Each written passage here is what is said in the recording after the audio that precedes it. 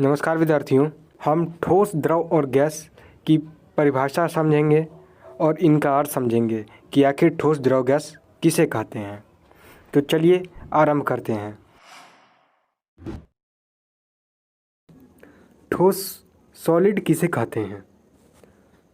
तो इस प्रश्न का उत्तर हो जाएगा वे पदार्थ जिसका आयतन और आकार दोनों निश्चित होता है उन्हें ठोस कहते हैं। जैसे पत्थर, लकड़ी, लोहा, बर्फ, कोयला इत्यादि। यानी कि वह पदार्थ जिनका आयतन का मतलब होता है कि कोई पदार्थ जो जितनी जगह घेर रही है उसे उस पदार्थ का आयतन कहते हैं।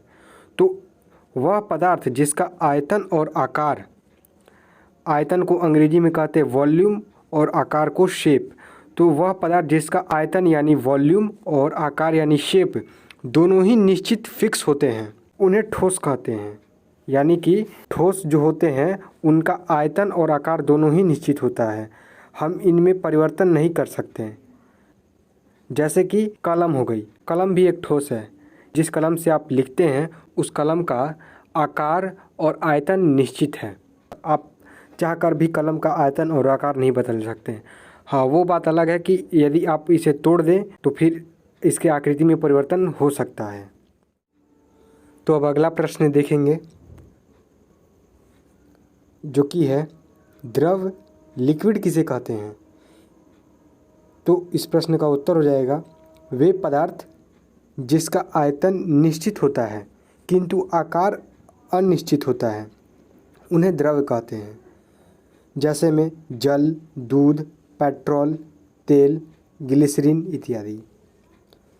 वे पदार्थ जिनका आयतन तो निश्चित होता है किंतु आकार, उनका शेप वह अनिश्चित होता है। आयतन तो फिक्स रहेगा, द्रव का जो आयतन होता है यह तो निश्चित होता है, यह तो फिक्स होगा, परंतु उसका आकार अनिश्चित होता है।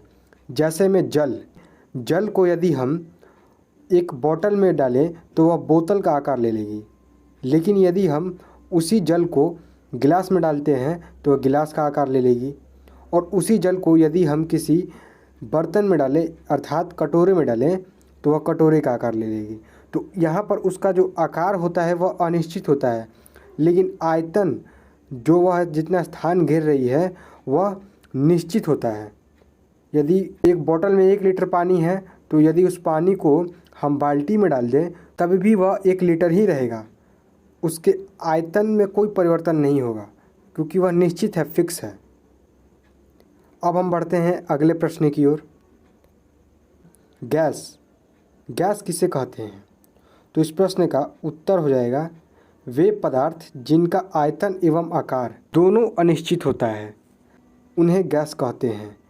यानी कि वे पदार्थ जिनका ना तो आयतन निश्चित होता है और ना ही आकार निश्चित होता है उन्हें हम गैस कहते हैं। जैसे में वायु, हाइड्रोजन, नाइट्रोजन इत्यादि। यानी कि जो गैस होते हैं इनका ना तो आयतन निश्चित होता है और ना ही आकार निश्चित होता है, दोनों ही अनिश्चित होते हैं। क्योंकि यदि हम गैस को माचिस के डिब्बे के अंदर बंद करके रख दें तो माचिस के डब्बे का आकार ले लेगा, लेकिन यदि उसी गैस को हम किसी कमरे में डाल दें तो वह तुरंत कमरे का आकार ले लेगा। तो यहाँ पर आकार निश्चित नहीं है और ना ही आयतन निश्चित है, तो उन्हें हम गैस कहेंगे वैसे पदार्थों को। मुझे आशा है कि यह प्रश्न आप अच्छे से समझ गए होंगे। मिलते हैं अगले वीडियो में, तब तक के लिए धन्यवाद। जय हिंद,